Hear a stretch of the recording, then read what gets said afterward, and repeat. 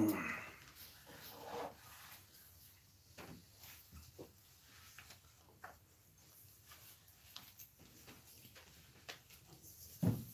finished chapter 9, didn't we? I thought it was chapter 8. Really? Chapter 9, actions. Yeah, we finished. It looks like we did that. We finished chapter 9, yeah.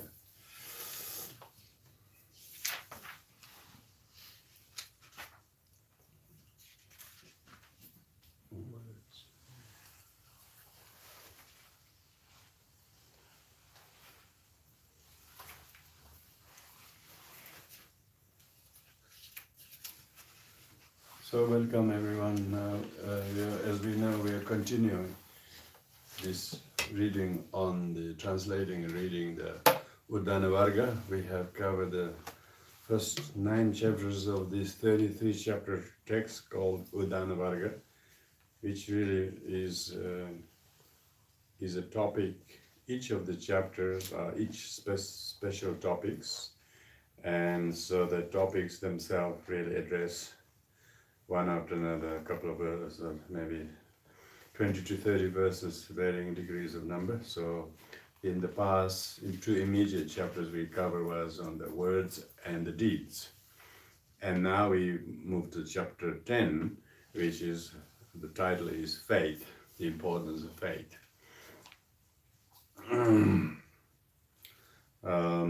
So I'll read the Tibetan and then translate. I have few of these chapters I've already done the draft translation. Te tang ngoza tsim jimpa te chönam chönde namni kiwo tembe nga. Di layen jikten ronjushi lamde niki layen song means the holy beings praise the following 4: the faith, shame, and discipline.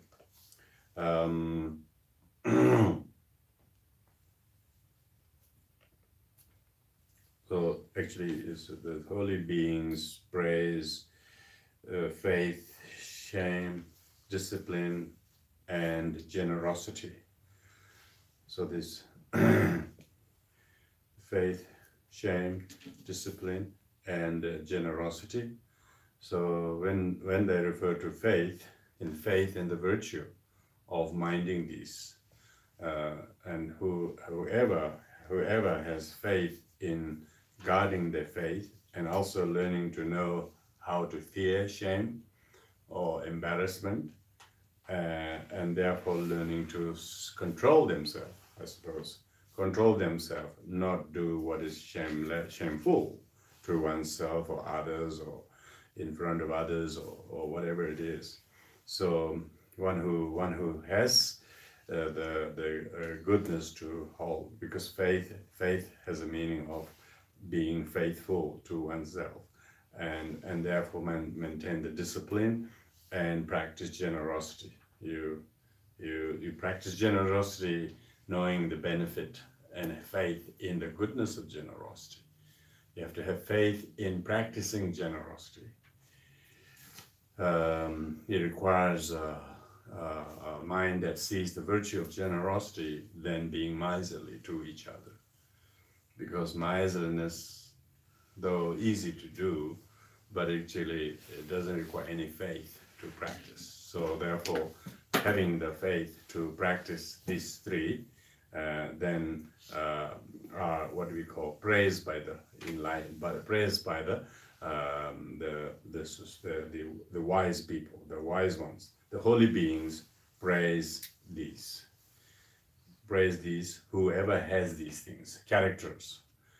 Faith isn't just a blind faith, but one who has a maturity of knowing the goodness of observing these, and then of course when one disciplines oneself, one actually have the faith in believing, honoring, and observing the discipline.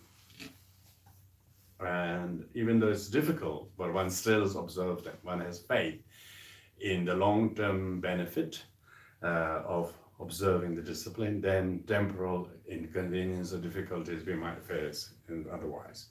Because people who don't have faith in the law of cause and effect, say, why should I do this? And then they straight away lose the faith in the law of cause and effect. Here, the faith is more in the workings of the cause and effect. Even in the faith in the Buddha is not really so important unless one has faith in the cause and effect. The Buddha teaches to have faith in the cause and effect, not to have faith in him so that you be saved from problems. He never recommends saying, hey, I can't do anything to you. But faith in the Buddha's words empowers the person to exercise restraint now as a discipline, or pick up good disciplines such as kindness and generosity and forgiveness. If one observes those disciplines, then one actually knows the cause and effect, so one has faith to observe the law of causality, and so one is not so worried about the result because one has faith in being good at choosing the correct cause. If you create the correct cause, you will not be failed by that, because you have been meticulous in choosing the correct cause. And having faith, having discipline, and having being able to practice generosity is being generous now is one has a lot more faith in the efficacies of how one will be bettered by doing it now than not. So that people who see doing this are praised by the wise ones. With these, it says, one will proceed on the path leading to the celestial realm, meaning by practicing these, one is necessarily creating causes to proceed to the celestial realm. Celestial realms means the birth in higher realms like humans and gods and demigods and so on. Even though sometimes we talk about them, how the Deva realms and higher realms are not really desirable, but people who create the causes, they always believe that they will earn a place in heaven. So that's what we're referring to. Majority of people want to have a good result. So that's mainly to do with that first verse. Second verse, Junam Payin Jigdem Hindoshing, Tei Chiba Jimenga Micho. Means misers do not proceed to celestial worlds, meaning people who are not, who have no faith in practicing generosity, will be miser. And as a misers, then the consequence of being miser is they will not be able to go to the higher realms. Such childish beings do not praise generosity, and they don't praise the virtue of generosity either by doing others or encouraging other people to be generous.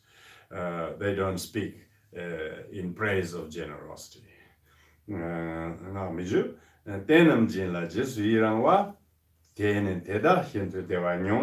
Meaning the steadfast ones rejoice in generosity. Steadfast ones have faith in generosity and its amazing benefit to temporarily one who practices generosity and to whom he practices generosity.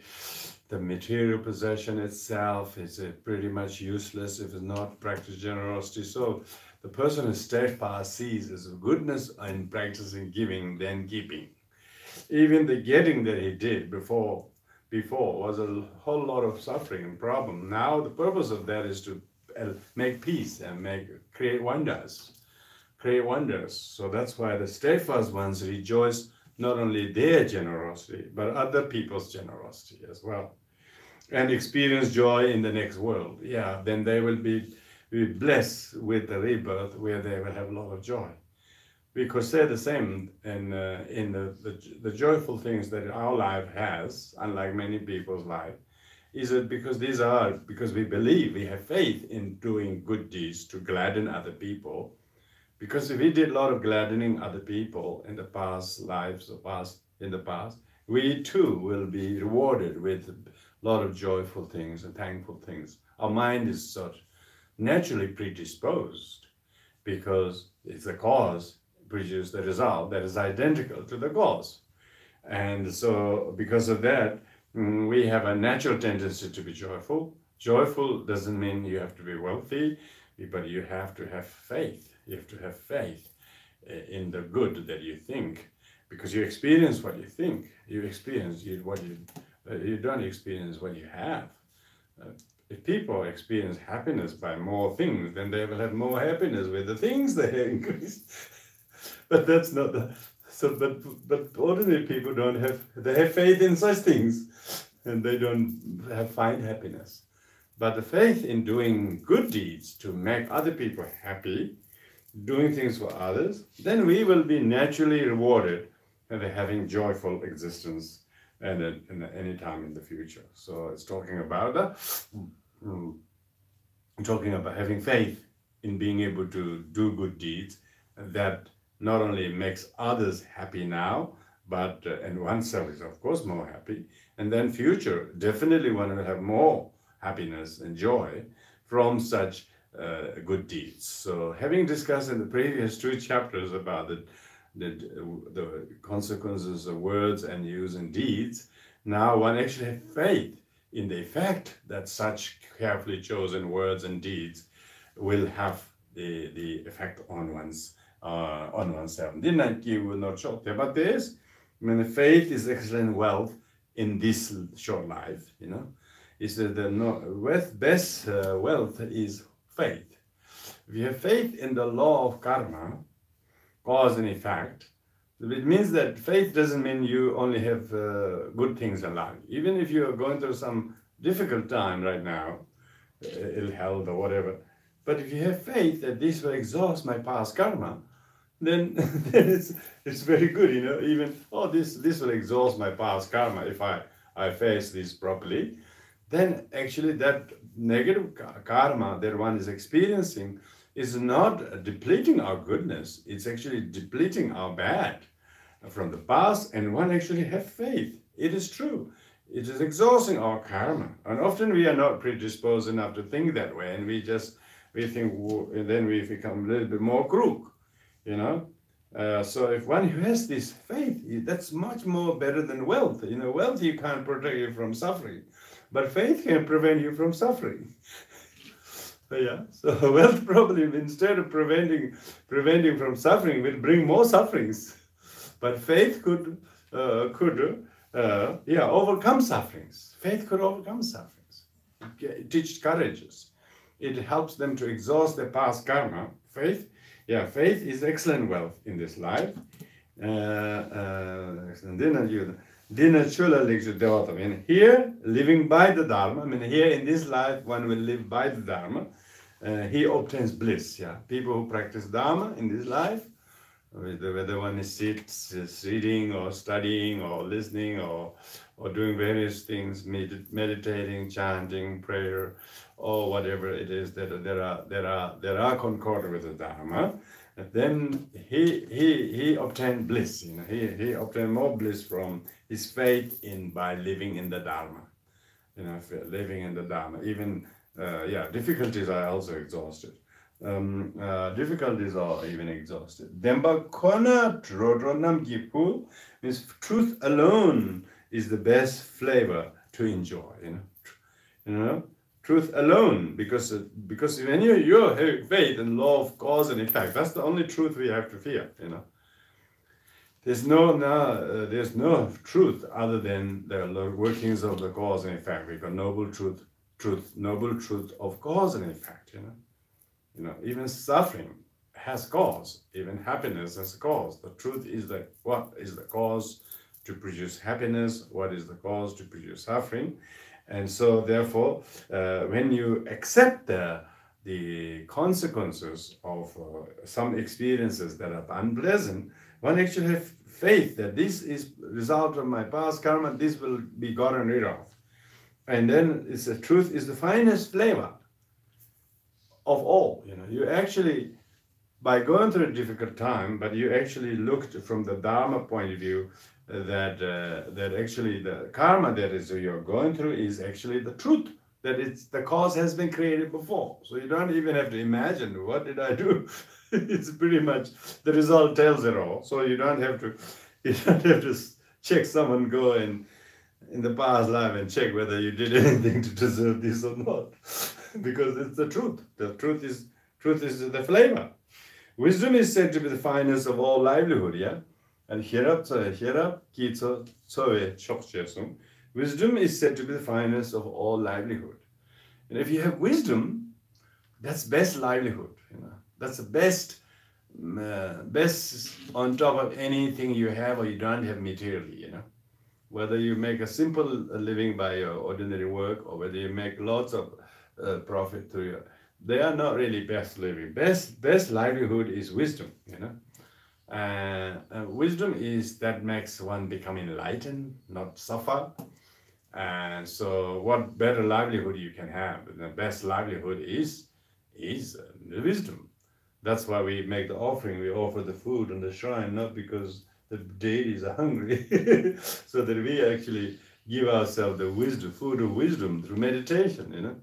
Through meditating, then we are actually feeling ourselves better. And maybe even we are starting to change our eating habits and so on, and a lot of other things. We have the wisdom to become wise. Wisdom is best of all livelihood. Yeah, wisdom is best of all livelihood. Nyangendela dovar chepai dajom chola teke kebe kubanyanan delate top. Verse number 4. By cultivating faith in the Dharma, yeah. If you have faith, if you cultivate the faith in Dharma, means you have to invigorate the faith in the Dharma. Arhats proceed to nirvana. Arhats are austere. They face austere practices, simple living, and very difficult tasks, very challenging tasks. But due to their faith, they're able to do that. Because of the faith in the Dharma, they are able to proceed from samsara to nirvana and do not languish in samsara anymore because of that. The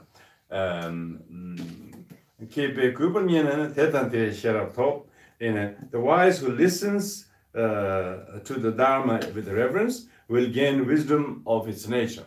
So then one actually gains wisdom mainly with one's faith to adhere and listen to the Dharma. But if one has doubt about Dharma, whether this is right for me, this is not for me, one is more using doubt, and then one's reverence to the Dharma and the Buddha becomes shaky, So then one's faith becomes so shaky because one doesn't have the wisdom to discern the nature of the Dharma. Dharma is, no matter however much we examine, it doesn't mean we can outsmart the Dharma, I mean, Buddha says, you don't accept because I say so, but he's challenging people to use their wisdom to discern how much truth there is in the Dharma, not because he had found some other people who outsmarted him and they didn't have to follow the way of Dharma. So it's more like one who has the ability to get wisdom. And those with heedfulness and faith finds freedom from the seas and rivers. So he's talking about heedfulness and mindfulness and faith will get oneself freedom from suffering in samsara regarding everyday life, whatever going through. You are either in the sorrow or you're drowned in the things that are not going where you like and like that. Now, people who have faith doesn't get drowned by the rivers of their daily occurrences.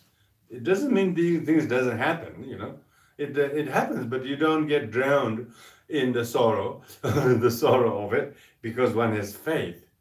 It's if you're attached to the people who are dying or getting sick, then you will be drowned with them. We thought they are dying, but we're dying more because we haven't got faith. But when we have faith, then even the people around us are karmically ripening many difficulties, maybe dying or whatever, then there's nothing we can do about it. You have faith in that. You have faith. There's nothing you can do about it. Because of that, you do not suffer useless sufferings. Useless suffering. It's useless suffering due to attachment. With effort, overcome misery. Yeah, with the right effort, one will be able to overcome misery, and with wisdom, yield perfect purity. So one actually one will be able to endeavor. Diligence actually makes oneself to diligence to practice Dharma. Have faith in the Dharma, and your faith makes yourself busy with the practice of Dharma. When you have faith, when the practice busy with the Dharma, with the practice of Dharma, then you don't have time to be miserable. It says, with effort, overcome misery. You're busy. You're too busy to have time to be complaining and nagging. You don't have time to even notice there are problems. You just want to make sure that you're doing the mantra right, mudras right, prayers right, and so that you don't jump lines and paragraphs. Your mind is just completely focusing on that, and you don't have the time to have misery. Overcome misery. And with wisdom, you yield purity.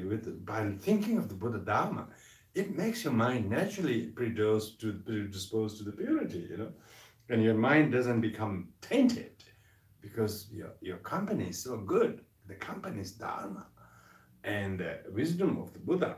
When you're engaging in that, see, that means it is good for you to do Dharma, good for you to read, memorize, reflect, and examine, and remember some stories, remember some verses. It's it just keeps you totally supported. You don't have the time to go miserable. Because the Dharma is such a vehicle. It's called vehicle. It's a vehicle. And otherwise you're stranded. When you're studying and reading, memorizing, chanting your sadhanas, out loud chanting the dharanas, it just blesses our spirit and voice and everything, and we don't even the deep spirit don't come near us.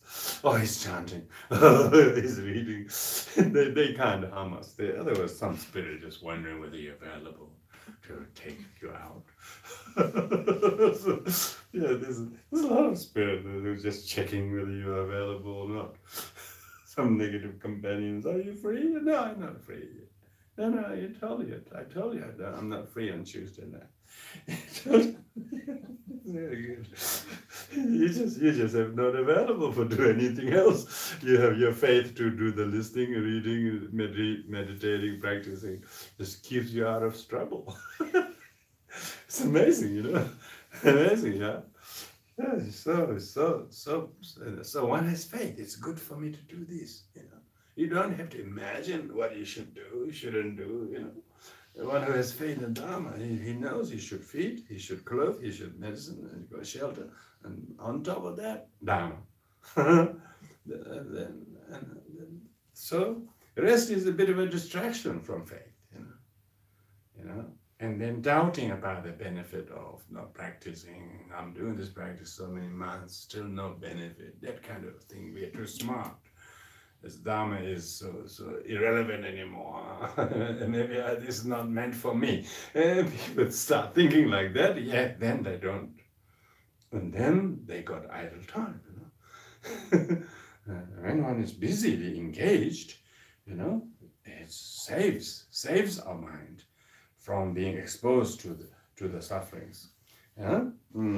Gelon Tepe, Chok Denshin, bhikkhus who are friends with faith, Bhikkhus is like a mendicant practitioner. We can call it practitioner because the practitioner who is friends with the faith in the Dharma, who is friends with the faith Dharma, I mean, they don't have doubt. They no longer are havocked by or disturbed by the doubt, Some people can develop doubt about what they're doing with them. Why is it good for me to engage with these people and so on? And then they are doubting whether I should spend that much time doing that or not, because they think they could be doing many other things that are more interesting. But the faith in doing the Dharma is somewhat becoming shallower. If that happens, because who are with friends with the faith, they will not be deterrable by the thing. Shirapkin Tambatan, who are enriched with wisdom. They're lots of wisdom and knowledge and power of knowledge, knowing the Dharma. really enriches them, makes them feel really, really well fed, if you like. Those who read the Dharma and study Dharma, they just got so much useful stuff to think. They are rich with the wisdom, and they're so thankful that they're able to entice themselves with Dharma, taking delight in nirvana, taking delight in nirvana. They're very, very delighted to seek nirvana, freedom from rebirth and death. And taking delight in nirvana, they will sever all bondages. They will sever all the bondages. They'll cut connection with all the addictions, bondages. Their bondages refers to the addictions.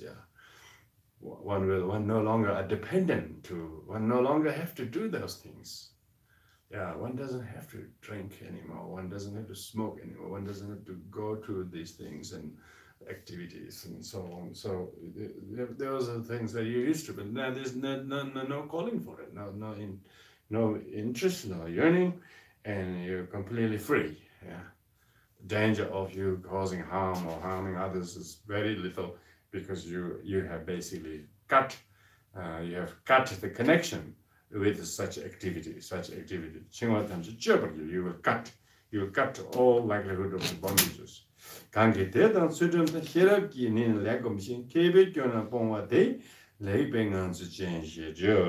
He says, the wise who give up all faults, he has faith in the benefit of giving up the faults.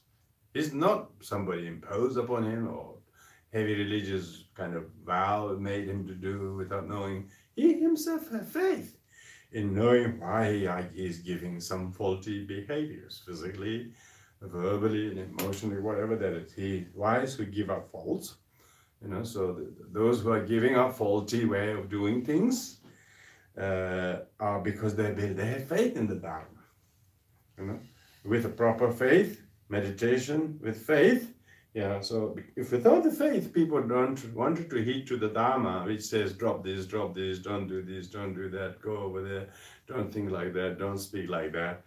And the one who's really have faith in the words of Buddha, the Buddha wouldn't say this just because to make us do and make him feel good. It's not the purpose.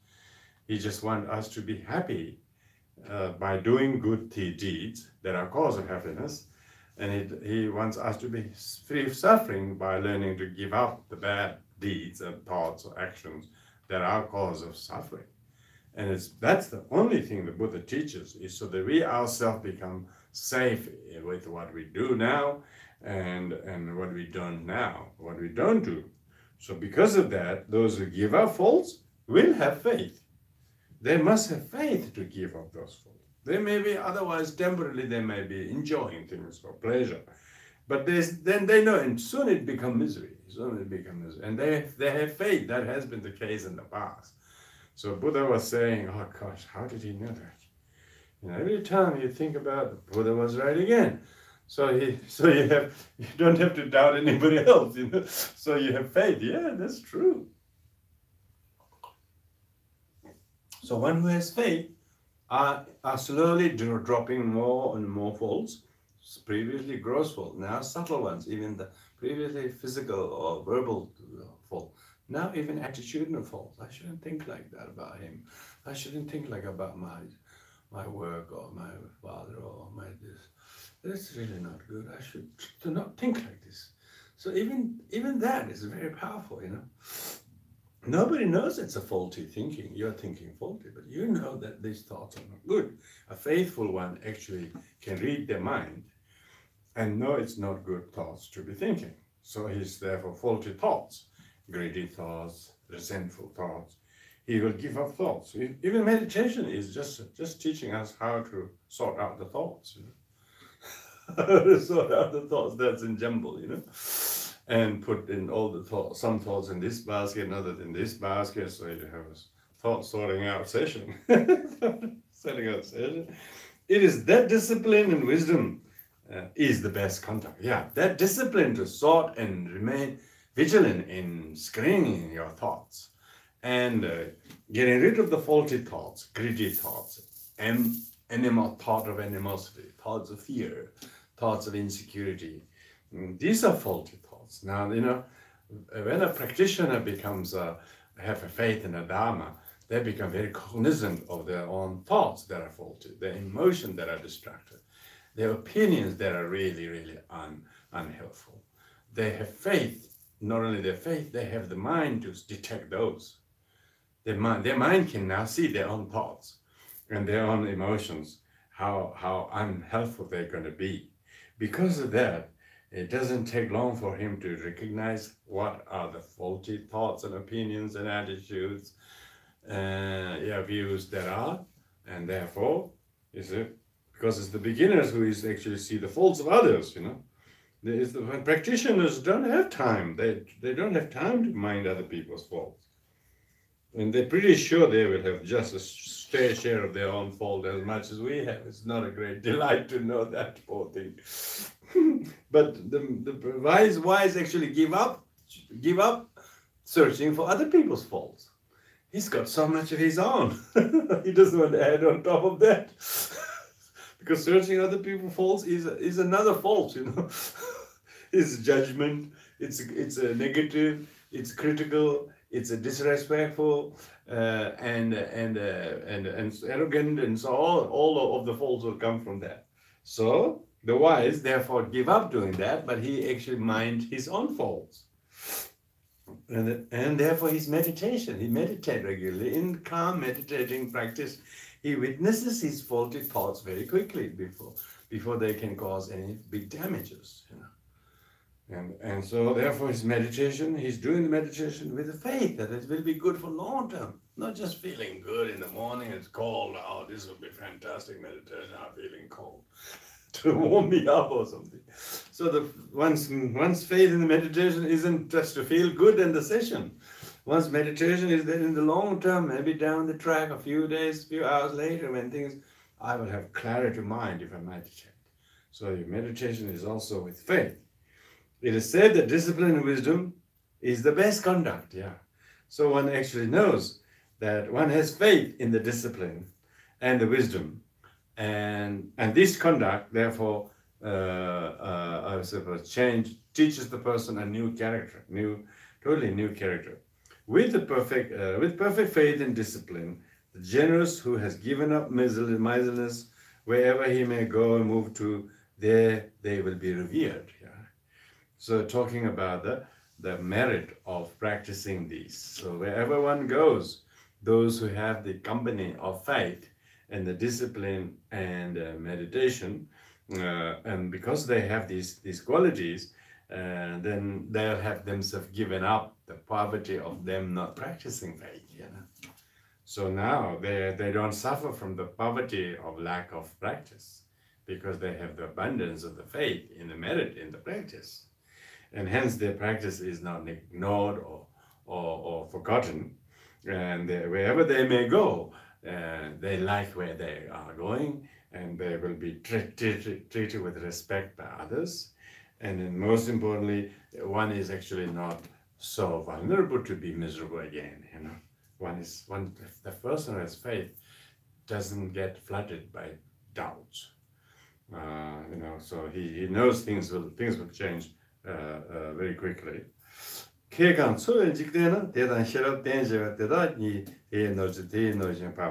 said, wise rely upon his own faith in intelligence. Wise rely on faith in the Dharma that he has, rather than people, things. To have faith in deluded people is not a really good idea. Faith in the deluded people. Buddha never said have faith in each other. He said that don't rely on people, let alone recommending faith in them. It's very Buddhist, In the Buddhist house, don't say have faith in each other. They said don't have faith in people. They are unreliable. Faith in Dharma, that's most reliable. Kansalama, the Cholatan, Amazing. This really, the more you think about it, it's so wise. Most people's disappointment comes from putting faith in deluded people. and thinking that they'll do everything what we like, but they're not even able to do like that like themselves. They're not even able to look after their own well-being. Yet we think there will be some fantastic rescuer. So see, why rely on faith and diligence in the Dharma rather than people? Yeah. So they more rely on faith in the law of causality rather than having faith in people, in people. That's why I rely upon faith in intelligence. So it means it implies the fool rely on people and stupidity. They do stupid things with other stupid people. Yes, they themselves, their stupidity is not enough, They need another more stupid person. So double trouble. Double trouble.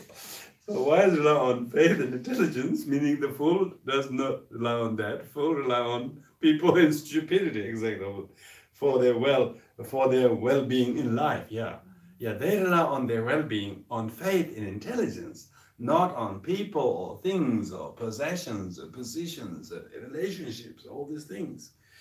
Not that people are trying their best, but they're all karmically complicated. It's so complicated. One's own karma is pretty complicated. If you mix with others, you're just going to be, you have no idea where you're getting into. These are their finest wealth. Yeah, the finest wealth is faith and intelligence, not people and their company or their this or their that. Other wealth is plain ordinary. Other wealth is plain ordinary. Everything else, whether it's company or friendship or possessions, they're pretty ordinary if they're not a burden. Pretty ordinary is a bit understatement, I think. Pretty ordinary. I must look at the Tibetan word. Yeah, Thin or Shinpawa said, he said, yes. When you have those finest wealth, all the other wealth is just can do without. It's the ordinary means you might as well not even have them because they're no use. They are just adding to the trouble. Who wanted to go and great lengths to get them, acquire such wealth, such companies, such activities? The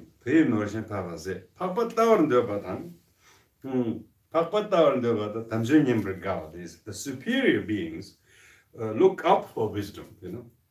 Those that have faith, they look up for wisdom and like to listen to the Dharma. Like listen to the Dharma. It's not listening to people. It's very different. Thankfully, you are not coming to listen to each other. Listening to this volume, this very heavy volume, this very heavy volume. So I'm very, very guided. I'm very guided because then we're listening to Udanavarga. We're listening to Udānavarga, and my translation of it, that's what I'm not entirely using my translation. I'm going back. It's so important. Yeah, wise superior look out for wisdom. Listen to the Dharma. We listen to Dharma. Those who free from stain of avarice are said to be who have faith. Yeah, that those who have faith are very delighted to look up. Yeah, they want to look up for wisdom. They want to see the view. They want to see the right view.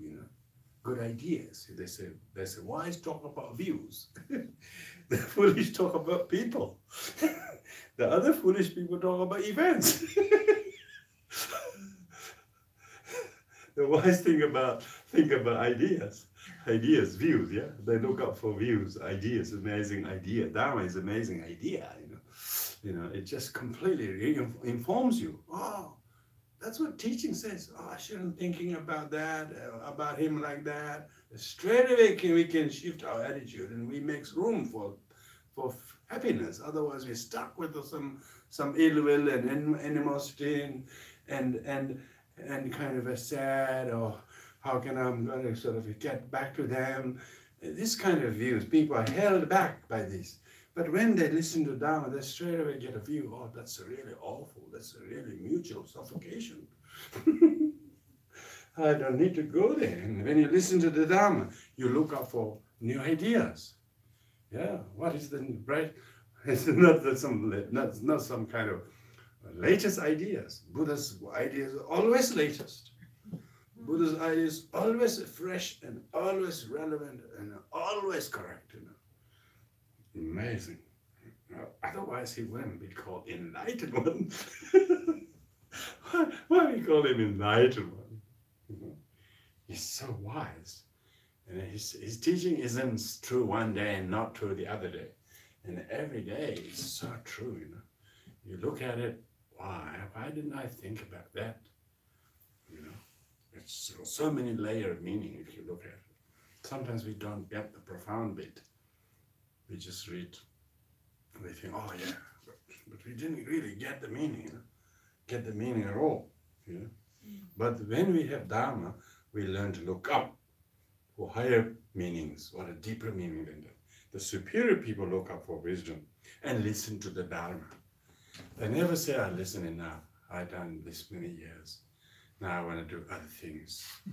I wanted to go bowling on Tuesdays. That's more interesting. I might meet a guy. Or that kind of...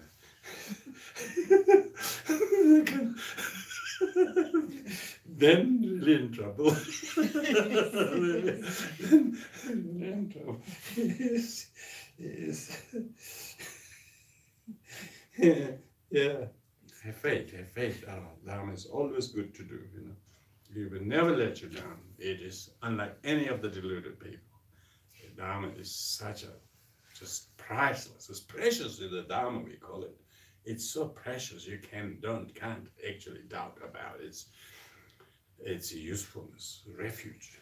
When we are reading, listening, contemplating, thinking with Dharma, we straight away find refuge. We were a little bit on the verge of some difficulties, or angry, or sad, but the moment we look into the Dharma, straight away it opened the window. And I said, I shouldn't think like this. This is really arrogant of me. This is very, really disrespectful of me. This is very ungrateful of me. This is very arrogant of me. One start noticing straight away. Straight away, Dharma informs us. It's just like bringing torch when you're in a dark room, not knowing where to turn to. They straight away will teach you where not to walk. But we are not doing enough Dharma if we are not reading enough, if we're not listening regularly, if we're not reading regularly, if we're not doing our practice regularly, then we are not wise. Listen Dharma. And we have never poured in time to give for the Dharma, for the practice. This Dharma isn't a person. People think they're going to the center, they're giving to the society or something. As a society will suffer. So the society doesn't really need to exist if the individuals don't need the society. So every individual needs it, and one needs to learn from that, and then you will have the wisdom to how to nurture yourself, how to nourish yourself, how to relish the Dharma. It's so powerful. You don't have much things to complain when you're doing Dharma every day. It's so useless to even think about the manner you think. It's so childish, so unnecessary to go in that alley when you have Dharma. Teaching is so obvious, not teaching us not to think like that, because and it's so easy to be swindled by some things, when you don't have Dharma. It's so easily to lose. I will offer provision of faith for your long journey. See, means if you have faith, your journey in life will not suffer from lack of provisions. You wouldn't say, I don't have money. I don't have money, so I came back to everything. No. If you have faith in the Dharma, you will always have the provision for your journey. Sonam Chumbu Tok Minu is which thieves of wealth cannot steal. Yeah, wealth could be stolen, could be lost, could lose value, because of the exchange rate or the stock market. Stock become unstock, the market become no buyers. Yeah, then of course, how much if you want to put in there, your value will drop in no time. But if you have, and so therefore your faith, provision of faith cannot be stolen by the thieves of wealth. Stop the stealing by the thieves. Yeah. So yeah, it will stop. It will prevent you being robbed and swindled by others when you have faith. Because only when we don't have faith, that doubt swindled us most. Doubt pushes us into the wrong place more than. But when we have faith, we never get robbed. It will be good if the practitioner take this up. Practitioner take this up, take the faith up, take up faith. You can say. This is not the chapter 10th we're talking about. We're talking about faith. We don't have to think, what's the chapter? We have to take up faith. Take up faith. People who have faith, they say, cope better in the various medical procedures or health problems. They cope much better in crisis situations. People who have faith, even faith in the God, I'm sure. Those millions of people who have faith in Jesus or God, and they're coping much better, whether they're conscious or not. It's something to do with law of karma or not. Maybe they think grace of the God. But because they have faith, they have some kind of placebo effect. We're talking about, and then on the various limited level, at least there will be some positive effect. Placebo effect means positive effect. Nocebo means negative effect. Negative effect. You just have a doubt all the time. It will have a kind of negative effect on us. On us.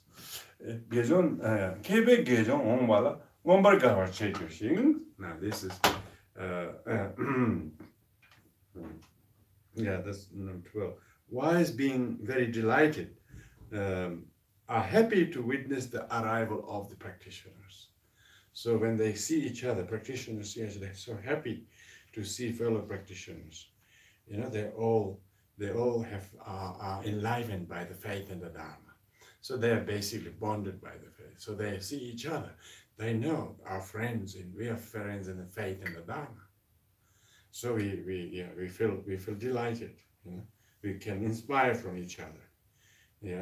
Being delighted to witness the arrival of other practitioners.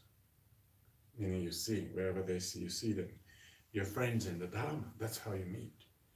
And that's not ordinary friend. That's not blood relatives.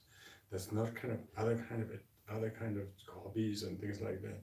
These are friends where the heart has prayed many lifetimes to deserve to finding the Dharma. As a benefactor out of faith, he gives whatever is possible.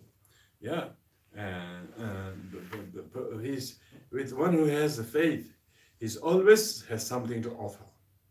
Doesn't mean material, but just the kindness, just the willingness, just the cooperation, just the understanding itself. Even something is really difficult. There's amazing faith that you should do things like this. And all of a sudden, it's not a big problem. It just completely lifts the whole thing up. Because you are so abundant, Bhakti yoga in Sanskrit, bhakti means the devotion. Just lift the spirit up like nothing. Everything else might be making us go down, but the bhakti just lifts us up like as you're supported by so many. Faith faith is like a seed that is unspoiled. You grow and multiply the seed, multiply the cultivation. One becomes 1,000, 1,000 become millions when the seed is there. So the faith in the triple gem is what makes us to find refuge, not the existence of triple gem.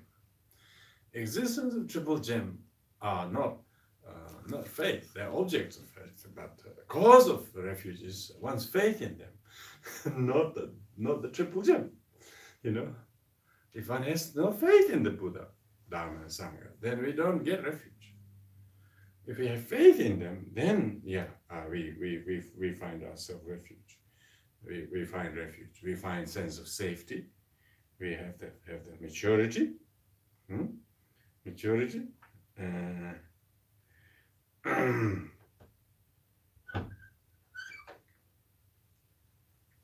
Those who feel upset by others' food and drink. Number 13. Yeah, it's called Shenji said yeah, those who feel upset by others' food and drink, will not attain meditative stability of mind day by day and night. So this is talking about the people who have no faith are very upset on small things, small things about what they didn't get or what they asked to do or something like that, They just didn't like the whole thing where they ask you.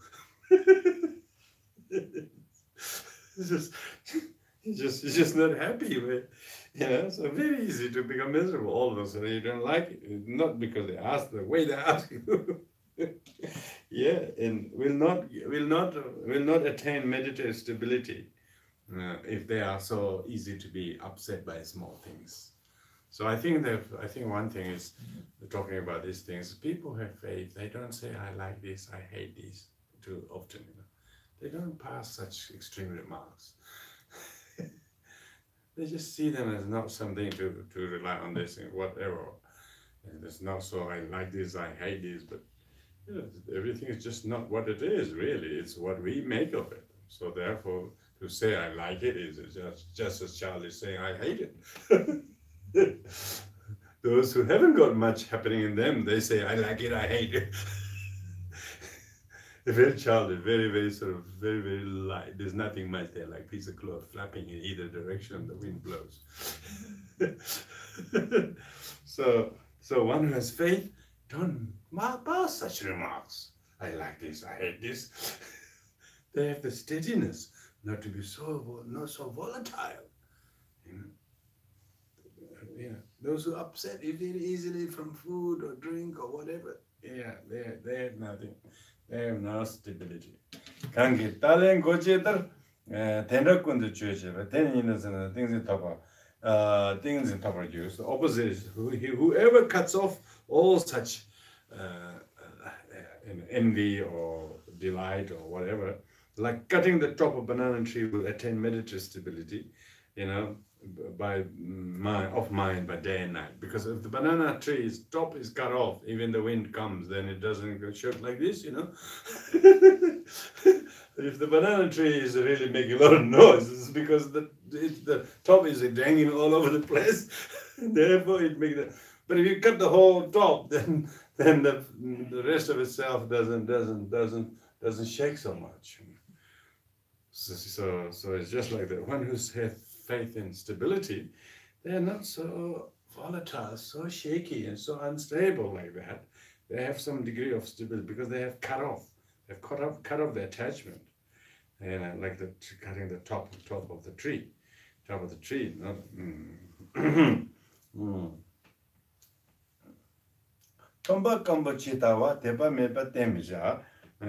Do not rely on faithless people who are like dried up well, Even with a complete digging up, it gives forth a putrid and stagnant water. Yes. Yeah, so that's right. It says it all. Says it all. That example. The wise rely on those with faith, just as those who seek water find a lake with abundant water that is cool, clean, and refreshing. So it's exactly the opposite. Exactly the opposite. The last verse of that chapter, it says, neither attached nor non-attached will determine a sage's form. Yeah, sage's form is a person who says, I don't like this, I hate this.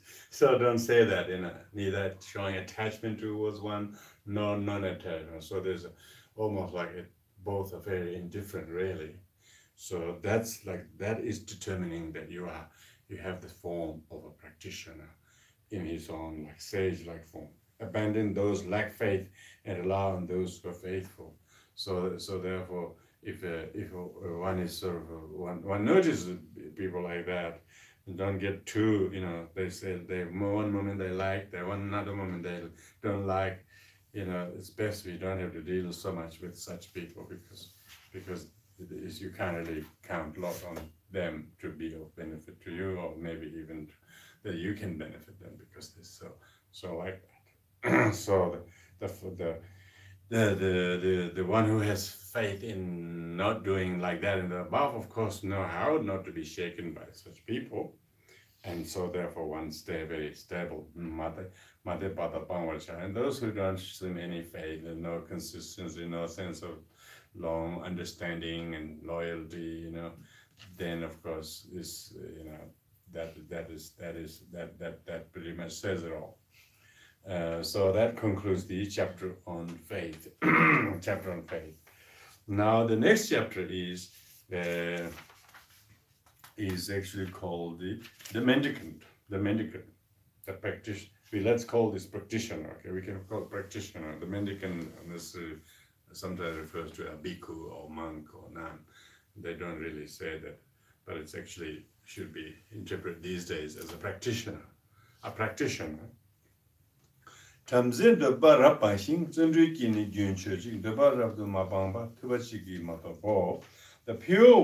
pure one has totally given up greed. Its connection has been severed by diligence. So the practitioner is one who has given up greed, and his connection with things has been somewhat cut by diligence in the way, following the way. Because the practitioner is more engaged in the practice, he or she is severing most of the association with the childish by his diligence in the practice. So that's really the practitioner. Without complete renunciation of greed, no one can become a saint. So the practitioner who is now taking steps towards become a realized person, then he or she needs to slowly reduce the greed and desire and attachment. So that means the practitioner is practicing to reduce his greed and desire, and particularly attachment. Of course, greed and desire. Greed is very, very small, very subtle, and desire is very obvious. But attachment is not even noticeable. So if you're greedy, people can know that. If you're desiring something, you are in trouble. But if you're attached, nobody notices. You don't even notice that. Your mind is just like stop. So the ordained person must try to overcome this. The inferior ignorance run about for the sake of afflictions. Only with steadfast diligence can the task will be carried out.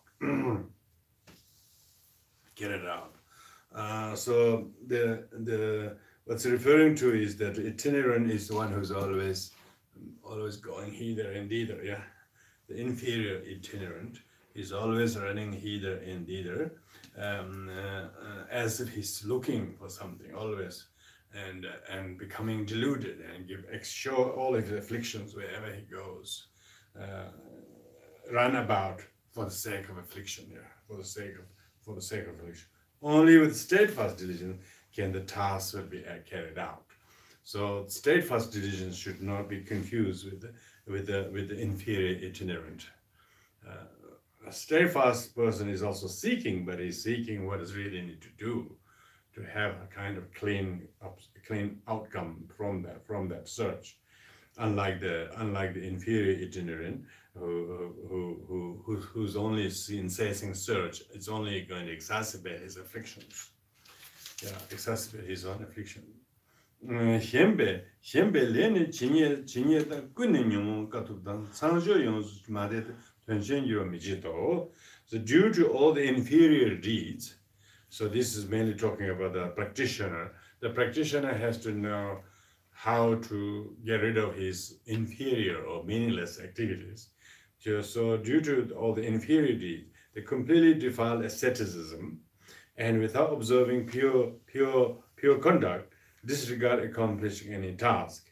Yeah, so the disciplined practitioner have to mind himself, even if his practice asceticism is a defiled practicism, defiled asceticism, and without observing pure discipline, and whatever big other tasks you do, they're just pretty much pointless. So it's talking about what doesn't make a practitioner. What doesn't make a practitioner? Just as mishandling an arrow will cause injury to his hand, the practitioner who transgresses his precepts will only succeed to lead him to hell. So it's talking about a person who may misfire an arrow or a gun or whatever, and then he will only cause injury to himself or someone that he didn't aim to. Likewise, a person who is not disciplined with his practice will bring himself down. So this is talking about what is not a practitioner, a practitioner who will bring down himself through his mishandling of his way of life. Just as an archer handles the arrow skillfully, will cause no injury to his hand. So it's talking about an experienced archer will not mishandle his arrow or misshoot or injure himself. Likewise, the practitioner who guards his discipline will certainly lead him to nirvana. So it's talking about a person who's skillful in handling his weapon, or who's not skillful in handling his weapon. Likewise, a practitioner is one who properly handles with his tools and not cause any self-harm or injury to anyone. The unconscious the practitioner has hardships to progress and be patient. Yeah, so the practitioner who is not conscious of their way has many hardships to make progress and are not very patient. Others inferior who tend to regret will experience many sufferings. Yes, so such practitioners who one find very unconscious and have a lot of hardships to make any progress, and others who are inferior ones tend to regret and feel guilty of what they didn't do. So some practitioners are more guilty with the practice they didn't do. Almost they have sort of failed and did disservice to the practice that they do. They know it's very good, but they haven't really honored it properly, and then feel guilty. And they will experience a lot of sufferings to symbolize the person hasn't been a good practitioner. Tendency to regret again and again, and disempowered by discursive conception without stopping the mind, the practitioner behaves carelessly. So this is talking about a practitioner who is not minding the practice properly. He's very guilty and regretful what he didn't do in the past. It doesn't mean the practitioner will not make such mistakes, but one who is guilty and angry and sad and grief-stricken of what he or she didn't succeed in the past. And because of that, one is disempowered by wrong conceptions. One keeps thinking, maybe I'm never meant to make any progress, maybe I'm never meant to be this something, and therefore almost feel as one has to either do or die type of thing. And so without stopping his mind, the practitioner behaves carelessly, without changing his mind, then he goes to behave exactly opposite to practice. The practitioner who is bad and fond of wrongdoing and engages in them while living in the house is certain to face unparalleled sufferings here and that much more in the future lives. So this is talking about how the practitioner themselves are heading to the wrong and woeful states. Not only the person is in the worldly life, but he's not renouncing the worldly life. And therefore all the householder sufferings, unparalleled sufferings of householder suffering, will make him to engage to create negative karma. And so therefore his life is never free of suffering now, and will never free of suffering in the future, because the future is even more grim by the wrongdoings in the way one handles. Wearing sewn robes in maroon, not fully living by the perfect vows. Wrongdoers like wrongdoing, such wrongdoers will head to lower realms. So this is talking about the bhikkhus or ordained person who are wearing the robes, sewn robes, meaning wearing the robes that are sewn according to the teachings of Vinaya, and then not actually observing what those robes, those appearances represent, and then actually doing exactly opposite of what one's maroon clothes or robes meant, and then that person is actually will head to lower realms, because the one who transgresses the exact opposite of the precept go to much heavier karma. If the vow holder practice good karma, good vows, then they have greater merit and the power to progress much more higher and then stronger and more quickly. But if they denigrate, they do exact opposite of that, they will go to the lower realms much more quickly than ordinary people, because the severity of the disregard to the very precepts. Like salad tree by the creeper, those with very immoral acts seem to treat themselves like the enemy treats oneself. So here the analogy is giving like a creeper. The creeper would, destroys the very salad tree, and even though salad tree is great, but where the creeper just goes around, it completely destroys the tree. And so therefore, like that, because the creeper looks like it's actually helping the tree, very gently sort of wrapping around it, looking after it. Actually, it's like a snake around you, squeeze you in this, and you are doomed. Likewise, the wrongdoing of the person themselves is harming more than like that, seem to treat themselves like the enemy treats oneself. So the creeper destroys the tree. Likewise, person his own wrongdoing actually destroys himself. So mainly talking about more a person's struggle over being a practitioner. Even after becoming gray-haired, one has yet to be accepted among the elders. Reaching the end of virility, a person is simply senile. So it's talking about how one has wasted a lot of time to feed and to so on, and one has become very elderly, and yet one is not acceptable as elders in knowledge and discipline. One is only elder in becoming physically aged, but emotionally and spiritually one is still too young, too juvenile, I suppose, too juvenile to be accepted among the elders. And reaching the end of virility, a person is simply senile.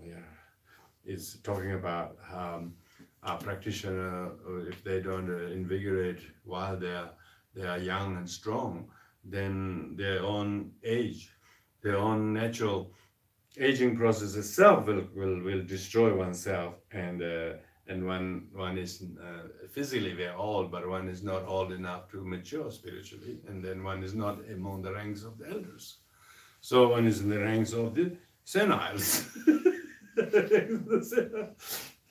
Of course, that's inevitable. So inevitable. So I don't know whether you should try to live long or not. Amazing. When you live old, you got all kind of old age problems. We pray to live long, and we should know what we're praying for.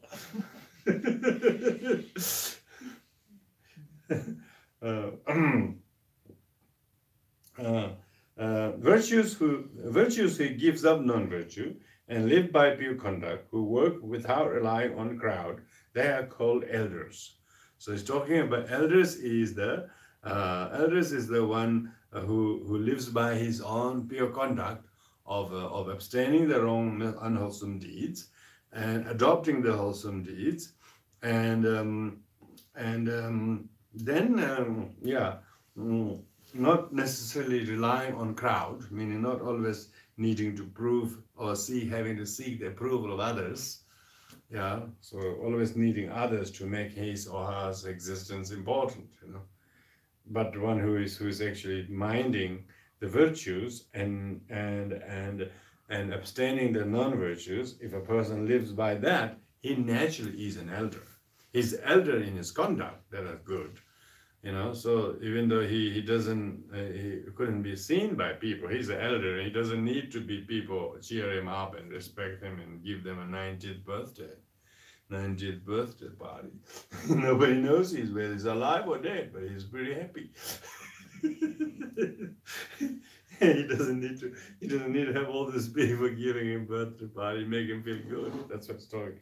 He's an elder without having a crowd around him to tell him how great he is.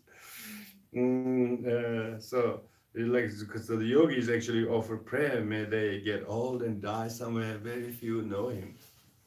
So that's like a yogi who's not attached to crowd and seeking the devotion or love or attention and that from others. So that's probably fairly independent practitioner. Has no need for that. He doesn't crave attention. Yeah, he's happy with his conduct. He doesn't need acknowledgement. He doesn't need devotees. He doesn't need supporters. His own practices adequately making him feel adequately elder. Yeah, elder in terms of matured, elder in terms of matured and not so needy to say that we love you or something. No, like that. So sometimes the whole idea of various things people do, sometimes culturally and socially seems good thing, but it's maybe not so good for the ego of the person. Maybe people should be forgotten on their 90th birthday. Maybe they really do some growing up then, if they haven't grown up already. Without any gifts, he was very happy because he's more happy with not needing one than he needed, and then he really feels he got it or something, like a surprise birthday, 90th birthday party. He wouldn't be surprised. He's expecting it. He's expecting. They are true elders. The true elders are those who do not need to seek the approval and respect of others, but he's adequately confident and thankful with the conduct that he lives by. This is like a solitary realizes to me. Solitary, they don't need teachers to cheer them up or followers to honor them and make them feel good. They're mainly minding their own mind through practice in solitude, and they're adequately thankful for the way of life they actually honor or harm they don't cause to others. That's probably more adequate for them to be pondering. A liar who does not keep his conduct, even with a bald head, is not ordained. How can an ignorant who followed after greed will be classed as a bhikkhu? A liar who does not keep his conduct, even with a bald head, is not ordained. The wise will know he is a bhikkhu whose wrongdoing is pacified. Yeah. Whoever has changed, meaning whoever has changed his wrong ways, and without the wrong ways, whether he's bald head or not, he is a bald-headed one. So, the wise will know he is a true bhikkhu. Who's a true bhikkhu is not necessarily one who's shaving. That's what it's really saying, because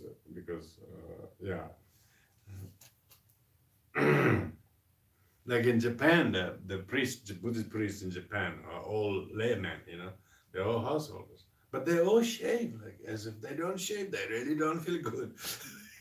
They all shave like as there's no hair left here. They're really shiny, and they wear this immaculate robes, and they're all businessmen and householders. But for the ceremony, they gotta shave it totally, and they don't feel good with those hairs on the head. They don't feel comfortable with the hair on the head. There's probably some kind of Buddhist attachment to the bald head. Somebody's not bald head, they don't feel comfortable. They think they're not real monks, you know. They're like that, you know. They're like that. Right?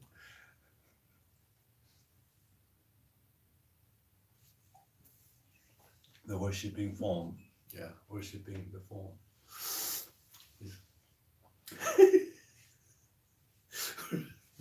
Worshipping bald head. That's why the Jitsun Drappa Gyatso and Sonam Tsema, those two brothers, they actually observe stricter vows than ordained ones, but they deliberately keep it like lay person, you know. They deliberately keep as a lay upasaka, keep long hairs, and never wear the actual monk's robes. They wear some kind of gown like this, but not really actually, you know. And they're often mistaken by people as householders, you know. Householders, they actually don't have family. They're just disguising as a layperson outwardly, but deep down they're real seriously practicing in a very kind of simple conduct. They call those Brahma. They call those Leopasakas. Leopasaka for life. Some people take Leopasaka vows for 5 vows for a year, 5 vows for life, or others take 8 vows for life. But actually they also take the actual vow of complete celibacy, but not shave hair, not wear robes, and still live as a householder outwardly. Outwardly.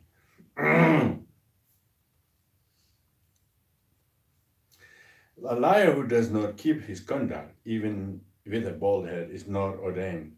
Those who thoroughly examine all major minor wrongdoing and stop all wrongdoing, they are called genuine bhikkhu. So he's talking about it's one who's bhikkhu or not is not so much how he appears outwardly with a bald head and robe or not, is the one who really is mindful to cull down the major and minor wrongdoings and stop all of them eventually, and working their way up to do that. That's a true mendicant, true practitioner. So that's mainly talking about not really there's quite a big chapter on in the Dhammapada on the ordained one, who's a bhikkhu, who's a true bhikkhu and who's not a true bhikkhu type thing. So I think this also somewhat agrees with that. And the last verse of this, pure by giving up wrongdoings, the bhikkhu practitioner conduct and live in peace. So therefore the monk or nun or practitioner is pure by giving up number of things that are socially regarded as greedy or desirous or uncontrolled or whatever. They deliberately give up those wrongdoings.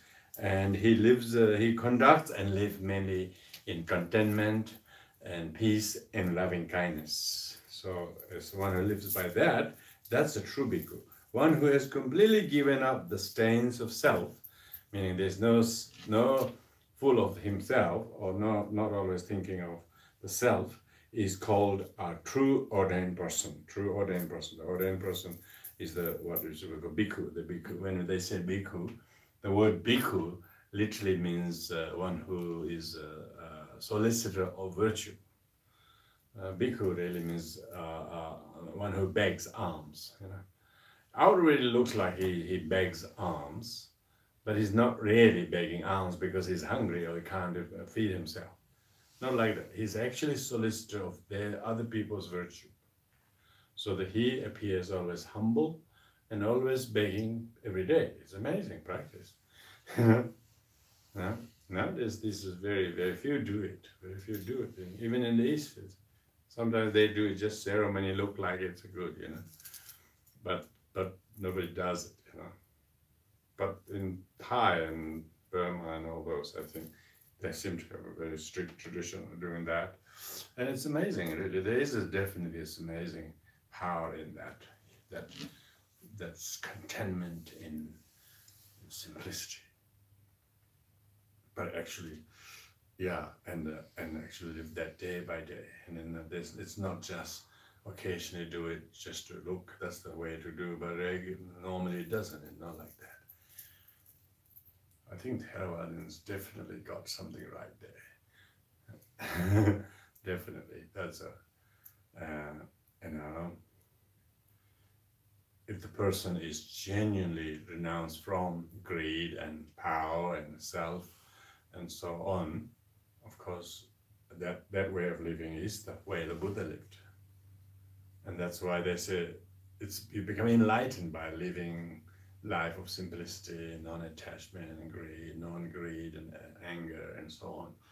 Because if one is totally worldly, stuck in the world and always competing, greedy and try to get all these things, it naturally becomes completely tainted by the worldly demands of the competitiveness and craving and hoarding and wanting more and protecting and guarding and being miserly and being mean. It just doesn't become conducive for a practitioner. So you can see that these kind of words are taught by the Buddha, and majority of his disciples actually adopted this way, and the tradition of believing that is the way is still honored very much. Everybody says, yeah, that's the way to go, but they say, in the meantime, who does it? Very few does it. We actually have some Tibetan Lamas saying, we study Vinaya in and out from cover to cover, but we don't practice them very well, they say. Yeah, because of the tradition of not even eating after midday is not observed. Everybody eats 3 meals a day. You can see how because you can say in Tibetan, you can look at the cheek whether it's well fed or not. You said, look at the sleeves whether he's worked hard or not. Person who's worked hard has lost some holes on the sleeves and like that. Person who's eat a lot is usually very, very fat and chubby. Yes, as a practitioner, you can see them. If the monastic practitioners are very simple and very what do you call, simple and contented and not into those things, they definitely show most of them are very ascetic. The whole life is very ascetic, and they just have given up desire, not because it was told, because they have realized how blissful it is to not to have those. But if the tradition itself doesn't get taught when you're brought up, it's really sad. It doesn't. If that isn't taught from the beginning, and then it never get taught and never got practiced, so it's just like a pretty superficial. And that's probably one sign of degeneration, I suppose. Yeah, actually, already 2,600 years, it's about time of degeneration. Even in the 12th century, Sakya Pandita lamented there was a sign of degeneration. Yeah. How many people actually live in a very simplicity and contentment without greed and desire, and you can see, you can see that those practices are a way of the mendicant, pre-Buddhist practice. These are all pre-Buddhist practices. Mahayanas or Vajrayanas got some kind of other excuses, because they say real renunciation is not kind of leading a simplicity life, but devoid of selfishness. So devoid of selfishness is harder to renounce.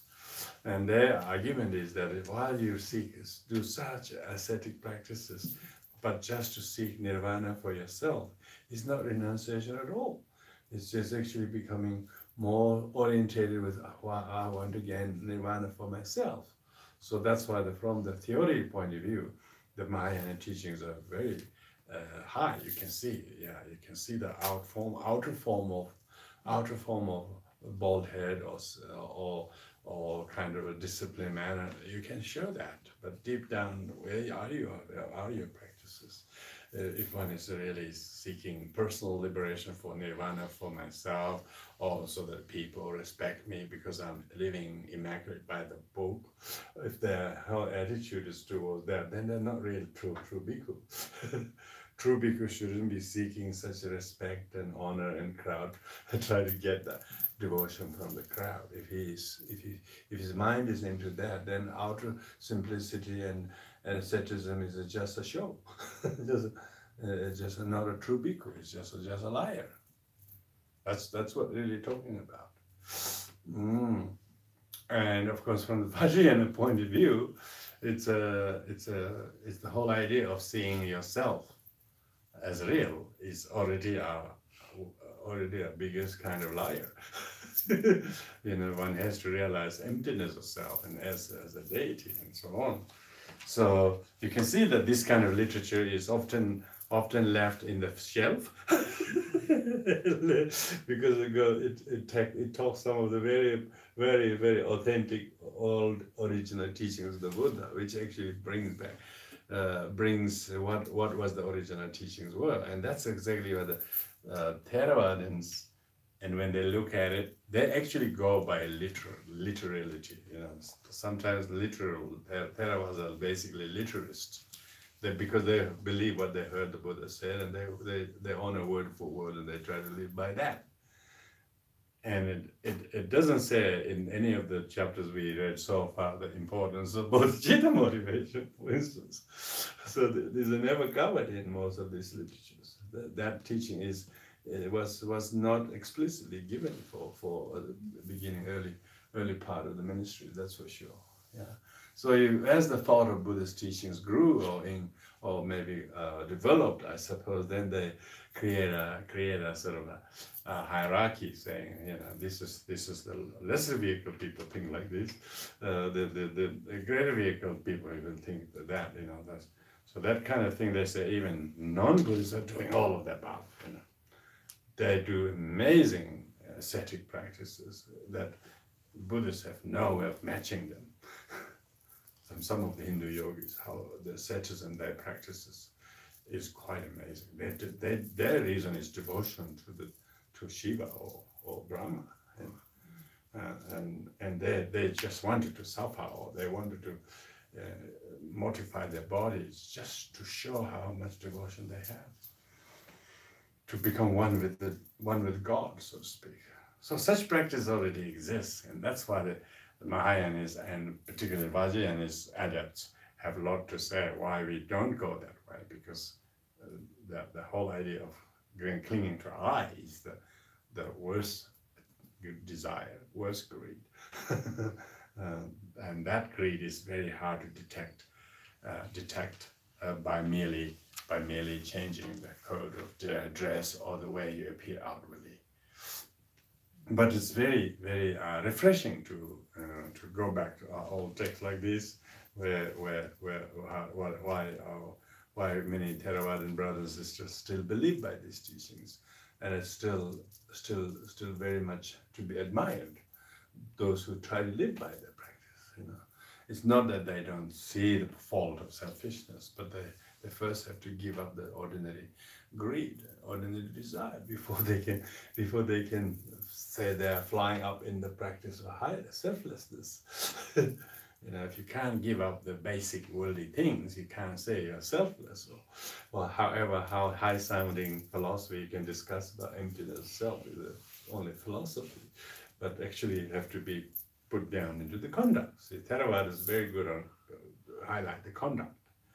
Mahayana is always attitude. And Vajrayana is this view. Yeah. It's not that they don't all agree whether we all need three, but Vajrayana more about the view of emptiness of self and the deity as one. And Mahayana is the attitude with which you do for the benefit of others. Theravada is forget all about that. Just put a good conduct that can help. I think this conventional world today probably needs the first. Because there are the people's behavior that societally are worthy of respect and worthy of remembering and emulating, you know. Whereas those few yogis who realize emptiness of self are wandering in the street like a mad yogi wouldn't help. Wouldn't help so much, you know. There would be outcry. So that's why even during the Indian Mahasiddha's time, they all were caused more uproar than anybody. Every one of us are cause of uproar. All the Mahasiddhas are uproarers. They cause more uproar. So only few others thought they were great Mahasiddhas. So just men assembly to which they belong to, they all just banished them. It's kind of interesting. Yeah. Anyway, so we'll stop there tonight. That concludes the chapter on the mendicant, chapter 11.